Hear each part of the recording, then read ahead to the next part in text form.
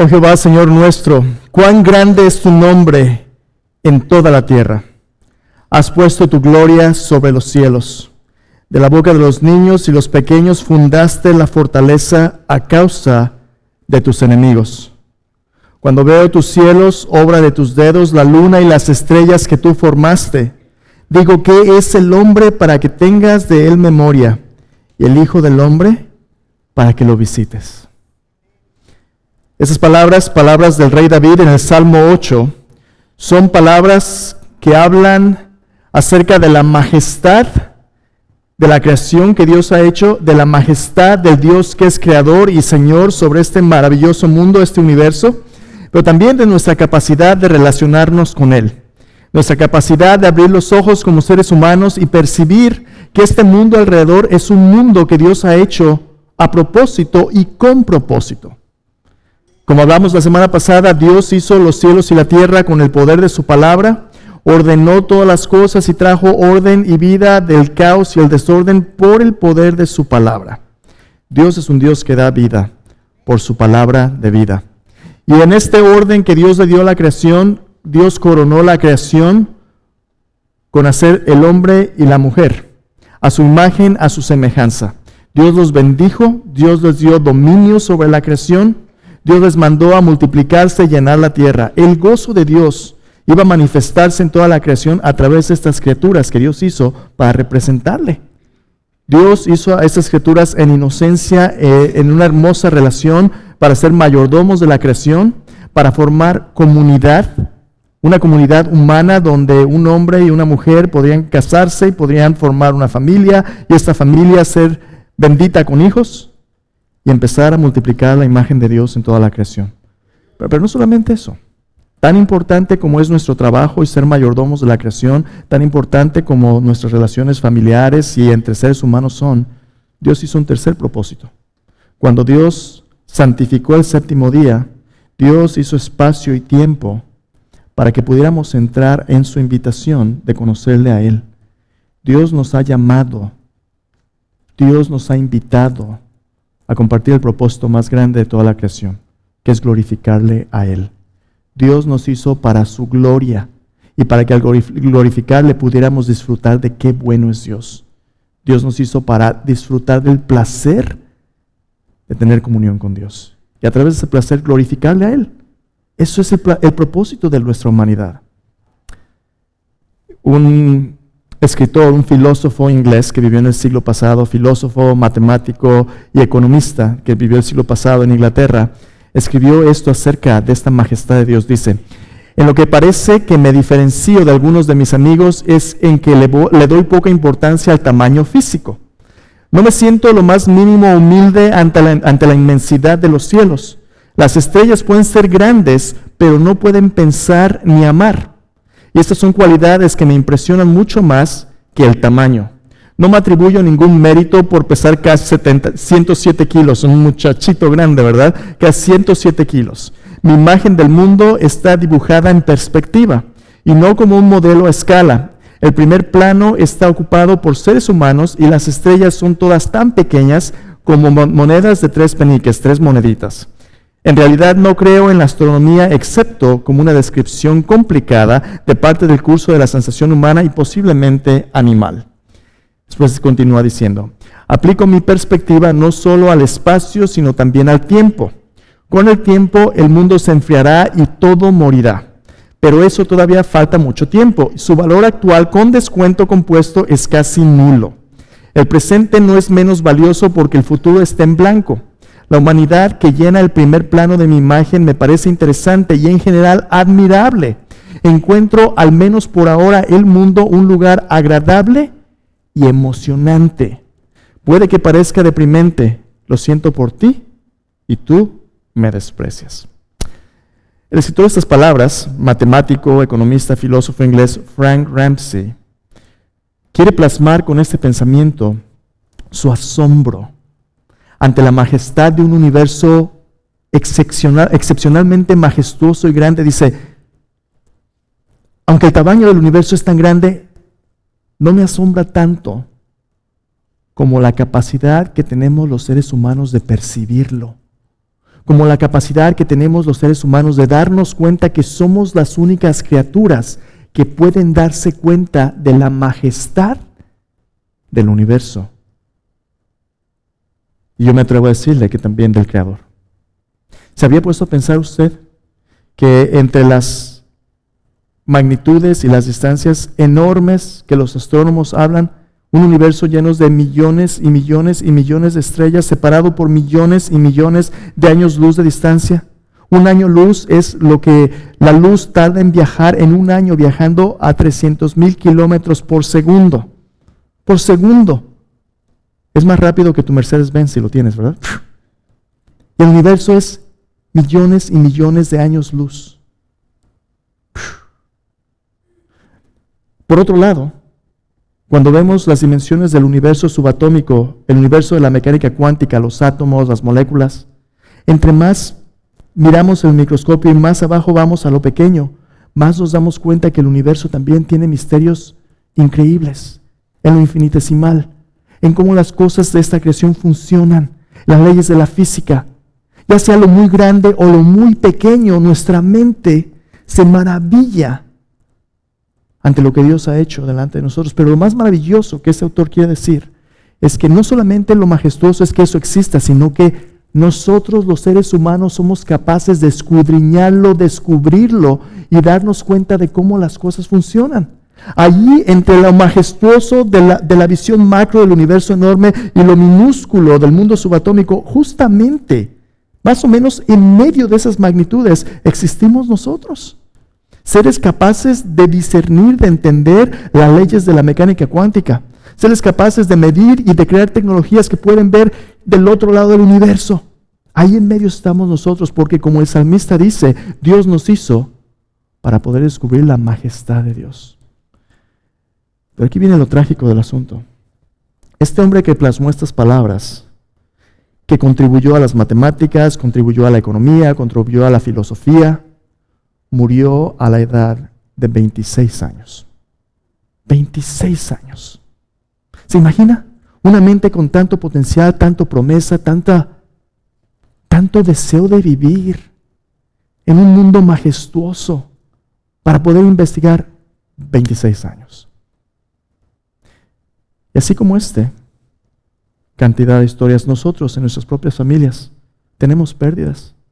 Vivimos en un mundo que, aunque Dios creó originalmente para ser bueno, lleno de belleza, de bondad, lleno de la majestad de Dios, vivimos en un mundo que ya no es ese mundo, ¿verdad? A lo mejor usted se dio cuenta esta semana. Si usted está en nuestro programa de Realm, la aplicación donde nos comunicamos internamente como iglesia, recibió un texto, ¿verdad? Esta semana, hermanos, cuando estamos con tanto gozo por lo que Dios ha hecho a través de nuestra campaña Listos para Más, acabamos el año muy bien, con tantas cosas que Dios está haciendo para multiplicar la vida de Cristo a través de esta iglesia. Esta semana, en la cocina, tuvimos un incendio. Un incendio donde estábamos renovando el equipo, cambiamos una máquina de hacer hielo que ya no servía por una nuevecita. La pusimos y, como dijo un hermano del staff, a la máquina le pareció bien que en lugar de hacer hielo, hacer fuego. Entonces la máquina se quemó por completo, y si hubiéramos tardado 15 minutos más, a lo mejor no estaríamos adorando donde estamos. Gracias a Dios el fuego fue contenido. La cocina es un desastre, se chamuscó por todos lados. Estamos trabajando en remediar y restaurar todo eso. Pero esta semana, cuando usted quiera hacer la obra de Dios, aun cuando quiera hacer la obra de Dios, va a haber circunstancias difíciles y de tanto dolor. Cuando usted también quiere seguir a Cristo, a veces usted por fin se compromete a seguirle y empieza la lucha. Porque vivimos en un mundo que está roto. Vivimos en un mundo que, aunque el propósito original de Dios era que fuese un jardín como el del Edén, vivimos en un mundo donde vivimos fuera de ese jardín. Entonces, la pregunta que vamos a hablar el día de hoy de Génesis capítulo 3 es precisamente esta. Si el plan original de Dios para la humanidad era dar vida, ¿por qué vivimos en un mundo lleno de quebrantamiento, dolor y muerte? ¿Por qué, si el plan original de Dios era que viviéramos en un mundo donde Dios nos daría vida, por qué vivimos en un mundo con quebrantamiento, dolor y muerte? Venga conmigo en Génesis capítulo 3. Génesis capítulo 3. Vamos a hablar el día de hoy del la segunda gran escena en la narrativa bíblica que hablamos la semana pasada.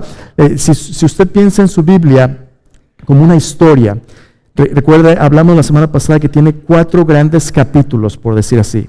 El primero de ellos, como comienza la historia, es la narración de ¿se acuerda? La creación. Muchas gracias. Primero, la creación. Dios hizo a un buen mundo y puso al hombre y la mujer ahí para relacionarse con él y disfrutar de su creación. Una buena creación. Vio Dios que era bueno. Génesis 1 dice, vez tras vez tras vez. Génesis capítulo 1 y 2, la creación. Luego el siguiente capítulo del cual vamos a hablar el día de hoy. ¿Se acuerda? Creación primero y luego caída. Muchas gracias. La caída. Génesis capítulo 3 al capítulo 11 introducen en la historia por qué razón vivimos en un mundo como el que vivimos. Un mundo lleno de corrupción y quebrantamiento, de dolor, de muerte, de orgullo. Génesis capítulo 3 nos va a guiar en la conversación de hoy, entender lo que los teólogos llaman la caída. Ahora, ¿por qué la caída? Bueno, de la posición tan exaltada y majestuosa que Dios nos hizo al principio para tener en la creación, el ser humano desafortunadamente decidió cambiar esa posición exaltada por lo que vamos a ver hoy del mundo en el que vivimos. Génesis capítulo 3, la caída. Luego de Génesis 3 hasta Apocalipsis 21-22 tenemos el plan de redención. Creación, caída, redención. Vamos a empezar a hablar de ello la semana que viene. Y luego al final su Biblia termina con el plan de Dios de nueva creación. Nueva creación. Entonces, creación, caída, redención, nueva creación. ¿Me ayuda con eso? Creación, caída, redención, nueva creación. Ok, ahí está, ya sabe toda su Biblia. Entonces vamos a hablar acerca de la caída. Génesis capítulo 3. Vamos a leer todo el capítulo y vamos a después mencionar qué fue lo que pasó, que da respuesta a esta pregunta, por qué vivimos en un mundo tan roto y complicado. Génesis 3, versículo 1 dice así. Pero la serpiente era astuta, más que todos los animales del campo que Jehová Dios había hecho, la cual dijo a la mujer, ¿con que Dios os ha dicho, no comáis de todo árbol del huerto? Y la mujer respondió a la serpiente, del fruto de los árboles del huerto podemos comer, pero del fruto del árbol que está en medio del huerto, dijo Dios, no comeréis de él, ni le tocaréis, para que no muráis. Entonces la serpiente dijo a la mujer, no moriréis, sino que sabe Dios que el día que comáis de él serán abiertos vuestros ojos, y seréis como Dios, sabiendo el bien y el mal. Y vio la mujer que el árbol era bueno para comer, que era agradable a los ojos y árbol codiciable para alcanzar la sabiduría. Y tomó de su fruto y comió.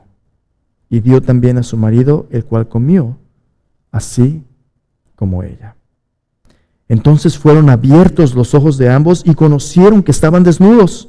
Entonces cosieron hojas de higuera y se hicieron delantales. Oyeron la voz de Jehová Dios que se paseaba en el huerto al aire del día, y el hombre y su mujer se escondieron de la presencia de Jehová Dios entre los árboles del huerto. Mas Jehová Dios llamó al hombre y le dijo, ¿dónde estás tú? Y él respondió, oí tu voz en el huerto, y tuve miedo porque estaba desnudo y me escondí. Dios le dijo, ¿quién te enseñó que estabas desnudo? ¿Has comido del árbol del que yo te mandé no comieses? Y el hombre respondió, la mujer que me diste por compañera me dio del árbol y yo comí. Entonces Jehová Dios dijo a la mujer, ¿qué es lo que has hecho? Y dijo la mujer, la serpiente me engañó y comí. Y Jehová Dios dijo a la serpiente, por cuanto esto hiciste, maldita serás entre todas las bestias y entre todos los animales del campo. Sobre tu pecho andarás y polvo comerás todos los días de tu vida. Pondré enemistad entre ti y la mujer, entre tu simiente y la simiente suya. Este te herirá en la cabeza y tú le herirás en el talón. A la mujer dijo, multiplicaré en gran manera los dolores en tus embarazos. Con dolor darás a luz a tus hijos. Tu deseo será para tu marido, y él se enseñoreará de ti. Al hombre dijo, por cuanto obedeciste a la voz de tu mujer y comiste del árbol de que te mandé diciendo no comerás de él, maldita será la tierra por tu causa. con dolor comerás de ella todos los días de tu vida.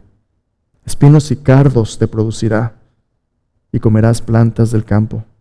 Con el sudor de tu rostro comerás del pan hasta que vuelvas a la tierra, porque de ella fuiste tomado, pues polvo eres, y al polvo volverás. Llamó a Adán el nombre de su mujer Eva, por cuanto ella era la madre de todos los vivientes. Jehová Dios hizo al hombre y a su mujer túnicas de pieles, y los vistió. Y dijo Jehová Dios: he aquí el hombre es como uno de nosotros, sabiendo el bien y el mal. Ahora pues que no alargue su mano, tome del árbol de la vida y coma, viva para siempre. Y lo sacó Jehová del huerto del Edén, para que labrase la tierra de la que fue tomado. Echó pues fuera al hombre y puso al oriente del huerto de Edén querubines y una espada encendida que se revolvía por todos lados para guardar camino del árbol de la vida. Si el plan original de Dios para la humanidad era dar vida, porque vivimos en un mundo lleno de quebrantamiento, dolor y muerte. Génesis 3 es la respuesta a esta pregunta. En este pasaje, como acabamos de leer, vemos que este quebrantamiento, este dolor, esta muerte, es el legado de una humanidad rebelde. Una humanidad que se rebeló en contra de Dios, en contra de su palabra, en contra de su persona, sus preceptos, sus principios. Una humanidad que le dijo: si Dios dijo, pero yo tengo una mejor idea. Cuando tú y yo nos rebelamos en contra de la palabra de Dios, cuando tú y yo ignoramos lo que Dios dice, esa decisión tiene consecuencias. Dios le dijo al pueblo de Israel: he puesto delante de ti la vida y la muerte, el bien y el mal, la bendición, la maldición. Escoge pues la vida para que vivas tú y tu descendencia. Escoge la vida. La decisión que el hombre y la mujer desde el principio tenían que hacer era una decisión sencilla, pero con implicaciones tremendas. La decisión era confiar en Dios, en su palabra, poner su fe en Dios y tener vida, vivir para Dios, o hacer mal uso de su voluntad y escoger contrario a la voluntad de Dios, ignorar su palabra y rebelarse en contra del gobierno de Dios. Tú y yo fuimos hechos a imagen de Dios, sujetos a Él. Pero cuando nos rebelamos en contra de sus designios, sus principios, esa rebelión es lo que introduce lo que la Biblia llama el pecado. Quiero compartirte 3 cosas que el pecado introdujo, que son la causa de este dolor, de esta muerte, de este quebrantamiento de nuestro mundo. Dice que el quebrantamiento, el dolor, la muerte son el legado de la humanidad rebelde que al elegir el pecado reemplazó. Aquí está el gran intercambio que hicimos cuando le dijimos a Dios: no te metas conmigo. Reemplazamos la mayordomía vivificante que Dios nos dio por la idolatría corruptora. Y eso fue lo que trajo el quebrantamiento o la corrupción de nuestro mundo. Mira de nuevo los versículos del 1 al 6. Un poquito de contexto de lo que está pasando aquí. Si te acuerdas de la semana pasada en el capítulo 2, la creación termina de una manera ideal y perfecta. En Génesis capítulo 2, versículo 24 y 25, es la primer pareja en su boda. Dice: por tanto, dejará el hombre a su padre y a su madre, se unirá a su mujer, serán los dos una sola carne. Versículo 25 en Génesis 2 dice: y estaban ambos desnudos, Adán y su mujer no se avergonzaban. Esta es la luna de miel en el jardín del Edén antes de que hubiera maldad y pecado. Ese es un tiempo donde el hombre y la mujer, inocentes, sin maldad, sin malicia, comparten una relación de intimidad física, emocional y espiritual, donde no hay miedo de que alguien te traicione, no hay miedo de que alguien se aproveche de ti. Es un estado perfecto e ideal. Así termina Génesis 2, los buenos principios de Dios. Mayordomos, comunidad en relación con Dios, todo está bien. Génesis capítulo 3 empieza hablando de un personaje, dice: la serpiente era astuta. Ahora, el autor está haciendo una conexión muy interesante. Aunque el hombre y la mujer vivían en un estado de inocencia, donde dice: y estaban ambos desnudos. La palabra desnudo y la palabra astuto en el hebreo suenan similares. Está el autor haciendo un juego de palabras. ¿Qué está diciendo? En el estado inocente y original donde Dios creó al hombre y la mujer, en ese estado inocente vendría la prueba más grande que la humanidad tendría que enfrentar, la tentación de una criatura que la Biblia introduce aquí como la serpiente. No sabemos en este contexto todavía quién es, de dónde viene, de qué se trata, pero sabemos que es una criatura astuta. Esa palabra astuta significa alguien que está de una manera cuidadosa, de una manera sensible, buscando una oportunidad de hacer su propia voluntad. Es una persona con colmillo, diríamos en México, ¿verdad? Una persona que está buscando sacar ventaja de la situación. Conforme usted lee su Biblia más tarde, y de hecho al final de su Biblia, en el libro de Apocalipsis, el autor de Apocalipsis nos dice que Satanás, el diablo o la serpiente antigua, es quien precisamente estuvo aquí en Génesis capítulo 3. Al final de la Biblia, todas las cosas son reveladas en cuanto a esta narrativa y vemos que el origen de la introducción del pecado en esta creación, en la creación donde Dios pone la humanidad, es obra de ningún otro que Satanás mismo, el enemigo de Dios. Hoy nuestro mensaje no es específicamente acerca de Satanás, aparte de lo que la Biblia diga aquí, pero para que tenga un poco de contexto, esta es una confrontación cósmica entre Dios y su enemigo, y en medio está atrapada la humanidad. Así que la serpiente viene, y quiero que note cuál es su estrategia. En la mente de Satanás, Satanás sabe que Dios creó todo el universo a través del poder de su palabra, y Jesús nos dice que Satanás es mentiroso y padre de mentira. Dice, cuando habla mentira, de suyo habla. Jesús nos dice también que en esta lucha cósmica hay enemigos que son ladrones. Dice, el enemigo, el ladrón no viene sino para hurtar, matar y destruir. El enemigo aquí viene con el objetivo de cambiar los propósitos de Dios y sustituirlos por algo que lo ponga a cargo de este mundo de muerte en lugar de mundo de vida que Dios quiere. Entonces, ¿qué es lo que va a hacer? Satanás va a introducir lo que la Biblia llama tentación. Yo no sé, usted y yo, viviendo de este lado del jardín del Edén, yo no sé específicamente qué luchas tenga usted en esta etapa de su vida o qué cosas vengan constantemente a apartarle de la voluntad de Dios. Algunos luchamos con el orgullo, otros con la pereza, otros con la gula, otros con la inmoralidad sexual, tantas luchas, ¿verdad? Pero todos luchamos con un pecado o varios. Todos luchamos. Desde Génesis 3, todos nosotros vivimos en medio de una lucha donde el propósito de Satanás es apartarnos de la voluntad de Dios. Otra manera en que la Biblia describe a Satanás, en 1 de Pedro, dice, Satanás es como un león rugiente que anda alrededor buscando a quien devorar. Entonces, este personaje, la serpiente, de manera sutil viene y va a presentar una carnada para ver si puede arrebatar la creación de aquellos a quienes Dios ha puesto en cargo, el hombre y la mujer. Así que ahí viene con el ataque. En cada sección que vamos a ver, usted va a ver un proceso y luego el resultado de este proceso. Tiene esto en sus notas también si lo quiere revisar después. Entonces vamos a ver el proceso. ¿Qué es lo que la serpiente hace? Dice, la serpiente era astuta, versículo 1, más que todos los animales del campo que Jehová Dios había hecho, la cual dijo a la mujer, aquí va la tentación, dice, con que Dios os ha dicho no comáis de todo árbol del huerto. De manera sutil, de manera hasta cierto punto inocente, ¿verdad? A lo mejor quiere aprender, a lo mejor quiere saber qué está pasando, ¿verdad? Oye, ¿qué te dijo Dios? Pero note cómo lo dice, con que Dios os ha dicho que no coman de todo árbol del huerto. Pregunta, ¿eso fue lo que Dios dijo? Sí y no.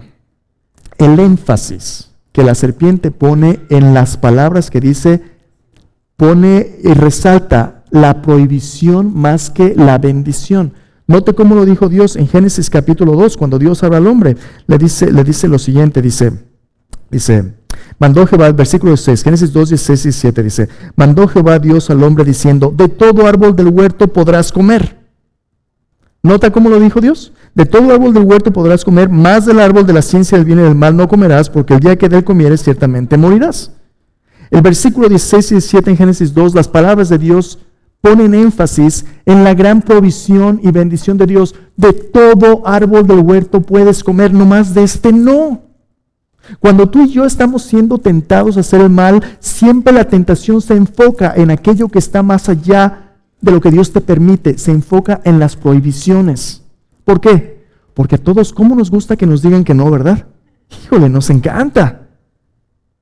No hay diferencia, si es niño, si es adulto, si alguien te dice que no, oye, ¿tú quién te crees que eres para decirme lo que tú no eres nadie para decirme lo que yo debo, puedo o no puedo hacer?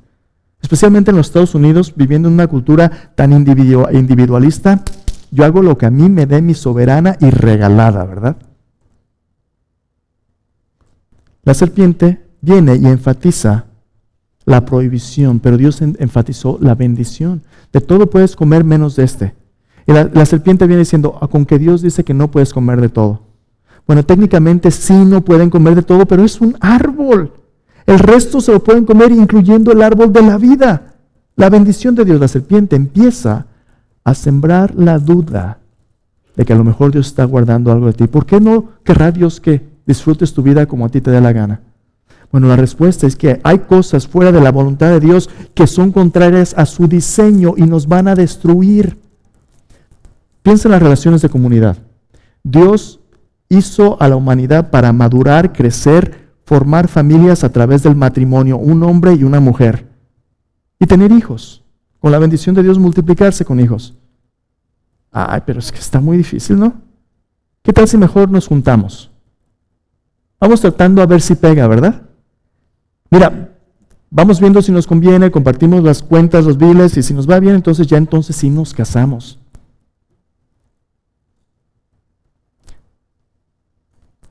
Si tú entras en una relación así, no va a pegar. ¿Sabes por qué?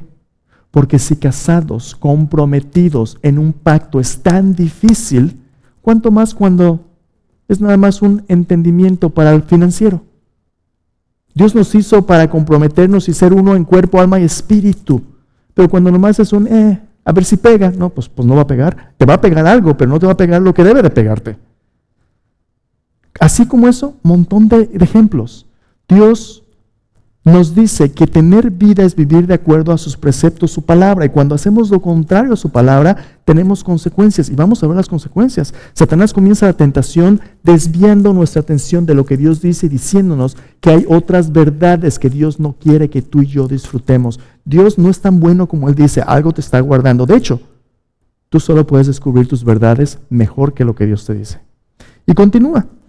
La mujer dice, versículo 2, la mujer respondió a la serpiente, del fruto de los árboles del huerto podemos comer, pero del árbol que está en medio del huerto, dijo Dios, no comeréis de él ni le tocaréis para que no muráis. Ahora, importante, en Génesis 3 todavía no hay pecado, no hay maldad, no hay malicia, pero en Génesis 2 hay una diferencia en cómo Dios lo dijo y la mujer dice, ¿verdad? Hay un poquito más de información en Génesis 3. ¿Qué dijo la mujer que Dios no dijo en Génesis 2? Dios dijo, no comas. Y ella dijo, no, pues ni lo toques. ¿Cómo acabaron con esta información? Bueno, Dios en Génesis 2 le da este mandamiento a Adán. Eva todavía no estaba presente. Era trabajo de Adán compartir la palabra de Dios, ministrar a su esposa para que su esposa también pudiera hacer junto con Adán la voluntad de Dios. A lo mejor Adán vio a Eva, vio el árbol y dice, no, yo no me voy a tomar ningún riesgo. Dios dijo, no comas, pero ¿sabes qué, chiquita? Ni lo toques. Y si no lo toca, pues no va a comer, ¿verdad? Ya lo hicimos. Va a estar seguro. A veces tú y yo queremos ayudarle a Dios con nuestras buenas intenciones, ¿no? La Biblia dice en muchos pasajes, no le añadas a su palabra, no le quites. Dios no desperdicie sus palabras, ni es tacaño con sus palabras. Cuando Dios habla a propósito y nos dice justo lo que necesitamos, ni más ni menos. Sus palabras son perfectas, son completas, son lo que necesitamos. Cuando tú le quitas o le pones, ahí hay un problema. Puede ser un problema que se va a desarrollar después.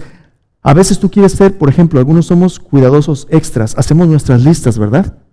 Me voy a portar bien y no voy a hacer, oye, por ejemplo,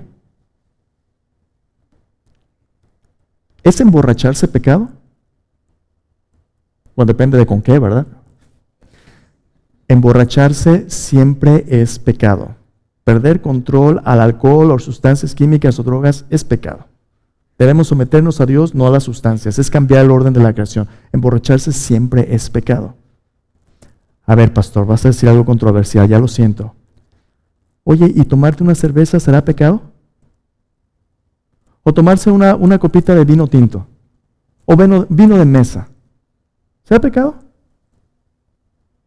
Me van a despedir de esta iglesia, ¿verdad? Lee tu Biblia. No, tomarte una cerveza, tomarse una copita no es pecado. Ya veo a los hermanos ahorita poniéndose de pie. A ver, hermano, aleluya, aleluya, una carne asada con mi cerveza. ¿Ya el pastor dijo? Ve, habla con el pastor dijo, punto. Si así fuera con otras cosas que el pastor dice, ¿verdad? Pero bueno, pero aquí está el punto. No, tomarte una cerveza, no es pecado en sí mismo, pero pudiera serlo. Pudiera serlo si tú luchas con esto, pudiera serlo si una te destrampa, ya no te controlas, pudiera serlo si tú eres de tropiezo a otros por tus libertades. Muchas cosas, pero el punto que estoy tratando de hacer es este. Si tú eres una persona legalista, dices, para que no haya vuelta de hoja y nadie más tenga que discernir, tomarte una cerveza es pecado y lo vamos a poner en la lista de esta iglesia que es pecado. Tienes que tener cuidado. Tú tienes que seguir lo que la Biblia dice y entonces discernir tu madurez. Pero ¿por qué te estoy diciendo todo este rollo? Aquí a lo mejor estas buenas intenciones pusieron a Eva en una situación más comprometedora. No lo toques, no lo comas ni lo toques. El Señor Jesucristo dice de esa manera a los fariseos, les dice, ustedes son hombres que cargan cargas pesadas sobre los hombros de otros, pero ustedes no los quieren mover ni un dedo. Cuando tú eres un fariseo legalista y haces listas y listas y listas y le añades a lo que la palabra de Dios dice, haces cargas que pueden ser tropiezo y tentación a otros. Como el fariseo, ¿te acuerdas? Dios, te doy gracias, porque no soy como los otros hombres, avaros y bla, bla, y leo mi diario permanecer, doy mi diezmo, voy hasta la escuela dominical, no soy como este pecador. ¿Adivina qué? Tú te has convertido en una persona orgullosa que te justificas a ti mismo, y eso es pecado. Tus legalismos te ponen en una situación que si tú añades a la palabra de Dios, te puedes convertir en víctima de otras tentaciones más grandes que esos pecados escandalosos. Ni le pongas ni le quites. Otros de nosotros queremos quitarle, ¿verdad? Ya oíste, el pastor dijo que tomarse una no es pecado, así que yo aquí me la echo. Delante de tus niños, ¿verdad? Que no tienen la madurez, con los cuates ahí que son incrédulos. Pues yo que, oye, no, que tú eres cristiano, sí, pero ahorita no. ¿Dónde está tu testimonio? El hecho de que la Biblia no diga que tomarse una no es pecado, no te da un pase para que hagas tu soberana voluntad. Te invita a un proceso de discernimiento donde hay principios y la persona de Dios. Entonces ahí te va el peso más grande de la palabra de Dios. Si tú comes o bebes o haces cualquier otra cosa, hazlo todo para la gloria de Dios. Si le vas a hacer tropiezo a alguien más, Pablo dice, si alguien va a tropezarse por lo que como bebo, no voy a comer ni carne ni beber vino jamás. Punto. El Evangelio, tu testimonio es tan grande y poderoso, la palabra de Dios, que comida o bebida es secundario. Nada se compara con tu lealtad a Cristo. Pero eso no es lo que Satanás tiene en mente. ¿Sabe la mujer? Ni lo toques para que no moramos. Ahí te va el verdadero ataque de la tentación. ¿Listo? Escucha a Satanás. Extraño de un predicador que te diga que escuches a Satanás, ¿verdad? Escucha lo que Dios dice acerca de la tentación de Satanás. Mucho cuidado. Tú no es, alguien va a hacer un meme, ¿verdad? El pastor Miguel dijo, escucha a Satanás. No. Ve lo que tu Biblia dice acerca de Satanás. Versículo 4 dice, entonces la serpiente dijo a la mujer, ahí está el verdadero ataque, no moriréis, sino que sabe Dios que el día que comáis de él serán abiertos vuestros ojos, seréis como Dios, sabiendo el bien y el mal. Y aquí está el carácter y el corazón del pecado y la tentación misma. El pecado es cuando nosotros de nuestra propia voluntad decidimos rechazar la palabra de Dios, la revelación de Dios y hacer lo que nosotros queremos. Nos rebelamos en contra de Dios y ponemos cualquier otra cosa como un sustituto. La serpiente dijo, Dios dijo, pero eso no es cierto. Esto es la verdad. No moriréis. Dios sabe que el día que coman van a ser como Él. En otras palabras, la tentación que la serpiente trajo a la mujer es sustituir a Dios como el creador y el Dios del hombre y la mujer por un ídolo. Y este ídolo serían ellos mismos y la creación. Dice, seréis como Dios sabiendo el bien y el mal. Ya eran como Dios en el sentido de que habían sido hechos a su imagen, pero ellos no iban a ser dioses, soberanos para hacer lo que les diera su gana. Pero en ese momento la mujer entendió. Y hermanos, todos nosotros, esta es la raíz de la tentación. Cuando tú y yo rechazamos la palabra de Dios, nos ponemos de pechito al enemigo y le decimos, tú guíame para hacer lo que me conviene, ahí está el problema. Mira, antes de seguir adelante, ven conmigo a Santiago, capítulo 1. Quiero que lo pongas en una nota para que lo veas después. Santiago, capítulo 1, nos dice el proceso de la tentación. Versículo 13 y 15. Es exactamente lo que pasó en Génesis y lo que nos sigue pasando hoy. Aquí tienes tú el problema de cómo viene el pecado y esta corrupción. Dice, cuando alguno es tentado, no diga que es tentado de parte de Dios, porque Dios no puede ser tentado por el mal, ni él tienta a nadie. Entonces, que nos quede claro, ¿Es Dios el origen del mal? No.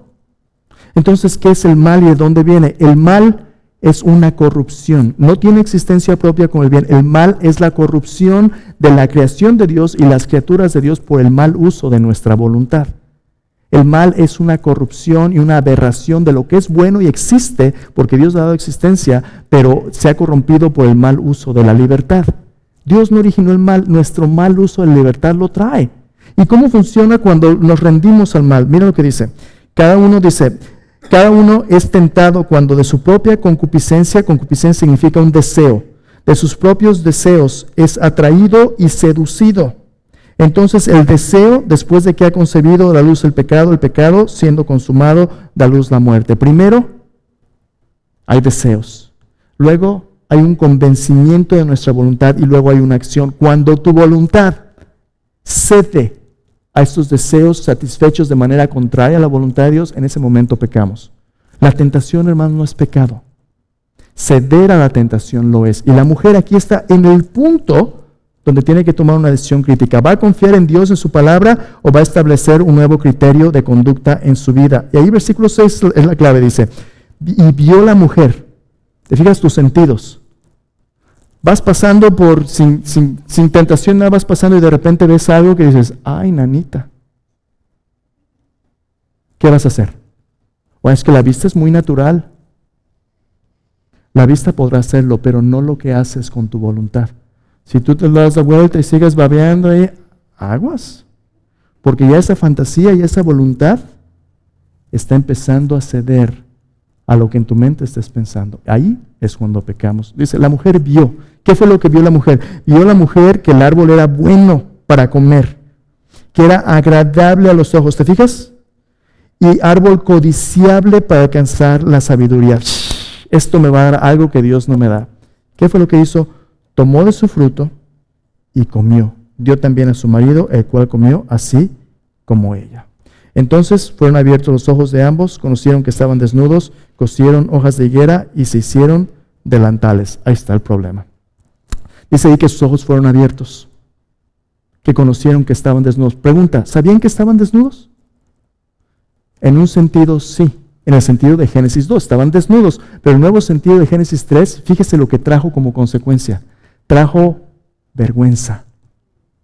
Por primera vez lo que antes era una relación de armonía y transparencia, ahora pues cada quien se tapa lo suyo, ¿no? ¿Por qué? Porque me siento vulnerable y avergonzado. Alguien se va a aprovechar de mí. Interesante que es nuestra intimidad física y nuestra sexualidad, que es lo que causa tanto dolor aún hoy en día. Y mejor nos vestimos, ¿verdad? Nosotros nos vestimos, los animales no. ¿Por qué? Porque tenemos un sentido de culpa y corrupción, que si no nos vestimos, lo que vemos en otros, en lugar de ver a otros seres humanos con dignidad, los vemos como una carnicería, los vemos como un objeto de nuestro placer egoísta y de destrucción, y eso nos hace pedazos.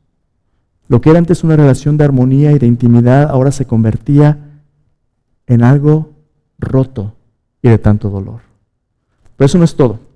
No solamente cambiaron la mayordomía, ahora en lugar de que el huerto fuese algo que ellos cuidaban, ahora era algo que los había esclavizado, porque ellos pensaron que este fruto les iba a dar lo que Dios no les podía dar, un ídolo. Ellos mismos se pusieron como un ídolo y en lugar de mayordomos, ahora ellos eran cautivos al siguiente problema. En lugar de comunidad, tenían orgullo. En lugar de comunidad vivificante que Dios les dio, tenían un orgullo alienante, un orgullo que los separaba el uno del otro. Ahora, ¿qué es el orgullo? Lutero dice que el orgullo es la curvatura del alma sobre sí misma. Dios nos hizo para relacionarnos con Él, pero ahora después de Génesis 3, en lugar de verle a Él, adivine que en el espejo nomás nos vemos a nosotros y queremos lo que nos da la gana. Mira lo que empieza a pasar entre el hombre y la mujer y entre Dios. En el versículo 8 dice, oyeron la voz de Jehová Dios, la palabra de Dios, la voz de Dios que se pasaba en el huerto, en el aire del día. El hombre y la mujer se escondieron de la presencia de Jehová Dios entre los árboles del huerto. Primero, ahí hay culpa, ¿verdad? Ahí hay vergüenza. Ya se habían cubierto, se sienten culpables, ahora se esconden de Dios. Antes Dios salía y era el gozo de estar con Dios. Ahora oyen a Dios, se esconden. ¿Cómo te sientes tú cuando alguien te agarra con las manos en la masa? Pues yo no fui. Cuando alguien le está poniendo el cuerno a otro y lo encuentran en el restaurante, ¿verdad? Con la chica. No, hombre, se arman hacen shows de todo ese tipo de cosas, ¿verdad? Unos dramas, pero cuando lo descubren los textos en el teléfono. ¿Cómo me gustaría decirte que esto no sucede en la iglesia? Pero qué triste es que muchos de nosotros tenemos que luchar con cosas así. Se siente avergonzado, culpable, se esconde. Lo que antes era una relación de gozo, ahora cada quien se guarda. ¿Cuál es tu password del teléfono? No, pues esas son mis cosas personales. ¿Qué? Versículo 9. Jehová Dios llamó al hombre y le dijo, ¿dónde estás tú? Él respondió, oí tu voz en el huerto, tuve miedo porque estaba desnudo y me escondí. ¿Quién te enseñó que estabas desnudo? ¿Has comido del árbol? El hombre respondió, la mujer que tú me diste por compañera, me dio, yo comí. La mujer que hiciste, la serpiente me engañó, yo comí. Pues bien bonito, ¿verdad? Quiero que veas lo que sucede cuando nosotros hacemos las cosas contrarias a la palabra de Dios. Sentimos vergüenza, sentimos culpa, sentimos miedo y luego empezamos a echar otros de cabeza. ¿Te fijas? La mujer, empezamos a culparnos. Pues tú has de ser muy bueno. No, pues que el problema es mi vieja. Si tú la llevas a consejería, ¿en serio? Seguramente tú estás también, ¿verdad? Todo mundo tiene cola que les pise, pero nos cuesta reconocer. Lo que Adán le dijo a Dios revela la condición de este orgullo y de esta curvatura de nuestra alma sobre sí misma. La mujer que tú me diste. Dios, yo estaba tan bien ahí en el jardín, tenía de comer, los animales me obedecían, me iba tan bien. Y yo sabía que esta muchacha iba a ser problema. Yo sabía, sí, pues es la muchacha. El hombre llega hasta donde la mujer... Al final de cuentas, ¿sabes qué está diciendo Adán? La mujer que tú me diste, Dios, este problema es tuyo. Tú lo originaste porque tú me la diste. ¿Será Dios el culpable? No. Dios te da una voluntad y Dios te da mandamientos y tú le vas a dar cuentas a Dios. Dios en su misericordia viene ajustando cuentas con cada uno. Pero lo que quiero que veas es que la cadena de acontecimientos lleva al hombre a hacer excusas y culpar a otros. Lo peor que puedes hacer cuando Dios te cacha con las manos en la masa es comenzar a excusarte y culpar a otros. ¿Qué Dios está buscando? Responsabilidad. Que tú te das cuenta que has hecho mal y le pidas perdón a Dios. Pero si lo único que haya es excusas, ¿qué va a hacer Dios? Dios te va a dar la consecuencia de tus decisiones. Y es la tercera cosa. No solamente este miedo, vergüenza, culpa y dolor va a venir, sino hay más. Desafortunadamente, en lugar de la palabra vivificante de Dios, en santidad con Él, lo único que vamos a encontrar es muerte física y espiritual. Dios viene con el hombre, la mujer, la serpiente y empieza, cuando no hay una confesión y responsabilidad, empieza a traer juicio. A la serpiente le dice, maldita vas a ser entre todos los animales del campo. Por cierto, Dios maldijo a la serpiente, pero no maldijo al hombre y la mujer. Dios trajo juicio sobre ellos, pero no pronunció una maldición. ¿Por qué? Porque el plan de Dios es bendición para la humanidad. Próxima semana vamos a hablar del plan de redención. Pero Dios juzgó a la serpiente y la maldijo y le dijo, va a venir uno descendiente de la mujer que te va a aplastar en la cabeza. Tú lo vas a herir en el talón, pero te va a hacer pedazos. Y luego a la mujer le dice, lo que antes debía haber sido una relación de amor, de armonía, de placer, va a traer seres humanos ahora a empezar a vivir en dolor. Y con tu esposo, puros pleitos. Va a ser una lucha de poder, tú vas a querer controlarle, él va a ser áspero, te va a aplastar. Puros pleitos. Gracias a Dios, eso nomás es un cuento de hadas, ¿verdad? Aún los que somos seguidores de Cristo y estamos en proceso de santificación, qué difícil es que el matrimonio funcione como debió haber sido. Porque seguimos luchando con el pecado, nuestras relaciones están corrompidas y hay una distancia entre todos nosotros como seres humanos. Por eso cuando oímos amarás a tu prójimo como a ti mismo, dentro decimos, yo sí quiero que me ames como yo quiero que me ames, pero eso de amar a otro... Y luego al hombre. Lo que era un placer antes en el jardín, ahora te va a cansar, vas a sudarle, vas a comer en dificultad, vas a sobrevivir. Y lo peor del caso es este. Sin mí no eres más que polvo. Del polvo fuiste tomado y al polvo vas a volver. Entonces Dios los echa del jardín, pone una espada para que no coman del árbol de la vida. Muerte es la paga del pecado.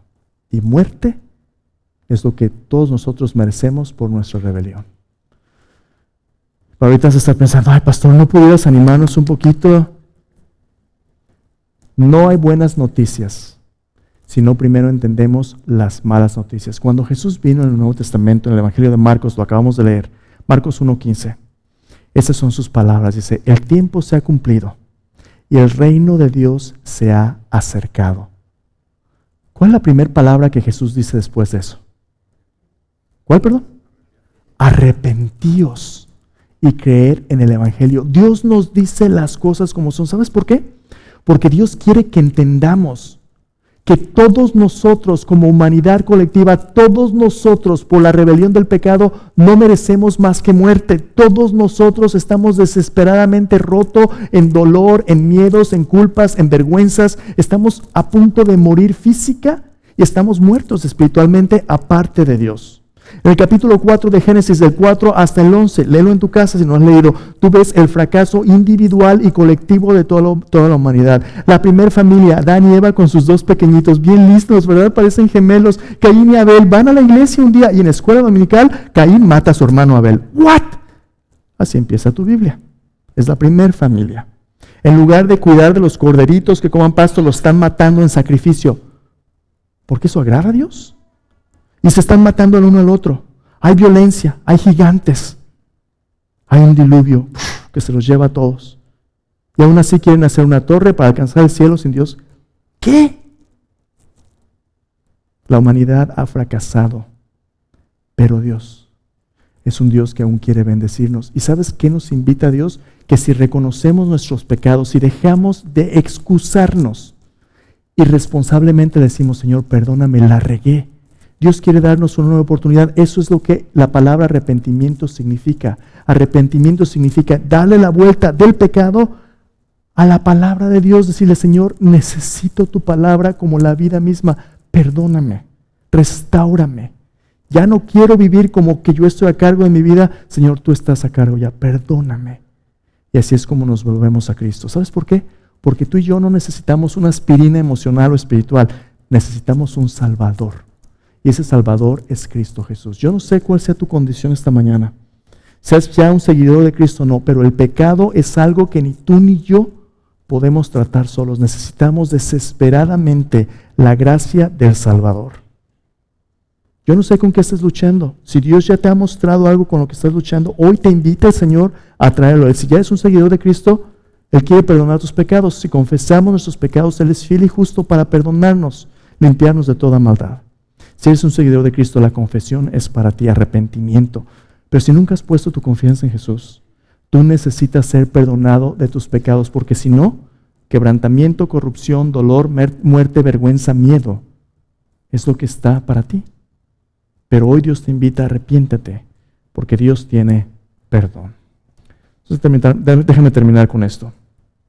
Para escoger la vida, si realmente quieres escoger la vida, primero debemos darnos cuenta de que por nuestra cuenta no merecemos más que la muerte.